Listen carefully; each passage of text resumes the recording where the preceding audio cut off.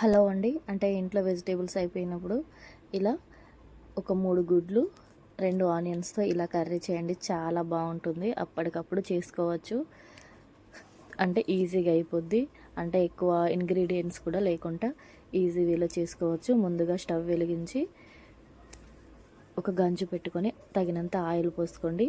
పోపు కోసం ఎండుమిర్చి, అలాగే జీలకర్ర, కాస్తంత కరివేపాకు కూడా దీంట్లో వేసుకోండి. ఇక్కడ మాత్రం నేను పెద్ద సైజు 2 ఆనియన్స్ కట్ చేసుకున్నాను. అవే ఇందులో వేస్తున్నాను. చూస్తారు కదా. మీరు ఫస్ట్ టైం కనుక నా ఛానల్ చూస్తే ప్లీజ్ అండి నా ఛానల్ని సబ్స్క్రైబ్ చేయండి. అలాగే లైక్ చేయండి, షేర్ చేయండి, కామెంట్ చేయండి. దీంతోపాటు గంట కూడా కొట్టడం మాత్రం అస్సలు మర్చిపోవద్దు. చూసారు కదా. ఇలా ఆనియన్స్ అన్నీ దీంట్లో వేసుకొని బాగా ఫ్రై చేసుకోండి. ఒక 2 లేదా 3 నిమిషాలు సిమ్లో పెట్టేసుకొని మూత పెట్టుకోండి. చాలా ఈజీగా చేసుకోవచ్చు. కర్రీ మాత్రం చాలా బాగుంటుంది. ఇక్కడ మాత్రం నేను ఒక 3 ఎగ్స్ మాత్రం బాయిల్ చేసి కట్ చేసి పెట్టుకున్నానండి. చూసారు కదా. దీంట్లోనే కాస్తంత అల్లం వెల్లుల్లి పేస్ట్ కూడా యాడ్ చేయండి. పచ్చి వాసన అంతా పోయేంత వరకు ఫ్రై చేసుకోండి. అంటే మీకు తొందరగా ఫ్రై కావాలంటే ఇక్కడ ఈ ఆనియన్స్లో సాల్ట్ యాడ్ చేసుకోవచ్చండి. అంటే సాల్ట్ వేయడం వల్ల ఆనియన్స్ అనేవి తొందరగా ఫ్రై అయిపోతాయి.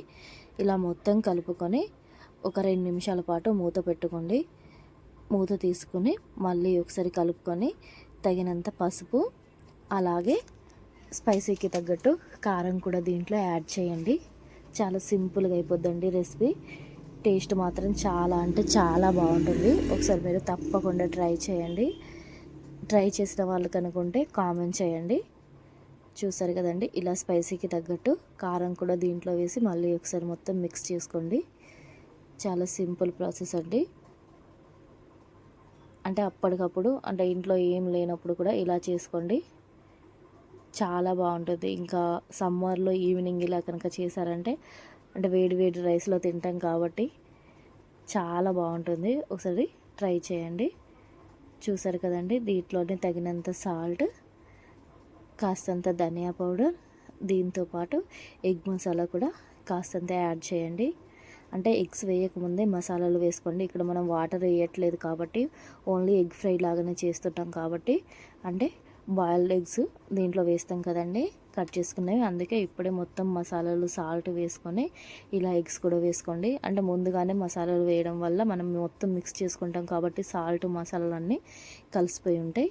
మనం ఎగ్స్ వేసి ఓన్లీ దిప్పేసుకుంటే సరిపోద్ది. ఇలా మొత్తం ఒకసారి మిక్స్ చేసుకొని ఒక 2 నిమిషాల పాటు మూత పెట్టుకోండి. చాలా సింపుల్గా ఈజీగా అయిపోద్ది కర్రీ.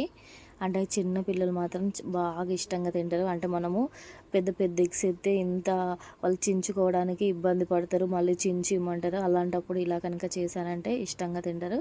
లాస్ట్లో కాస్తంత కరివేపాకు వేసుకోండి. కరివేపాకు వేసుకొని దింపేసుకున్నారంటే ఎంతో టేస్టీగా ఉండే ఎగ్ ఫ్రై రెడీ అయిపోద్ది.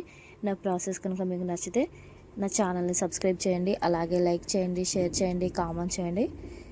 చూసారు కదండి. చాలా సింపుల్ రెసిపీస్ ఉంటాయి. ఒకసారి నా ఛానల్లోకి వెళ్ళి చూడండి. ప్లీజ్ సపోర్ట్ చేయండి.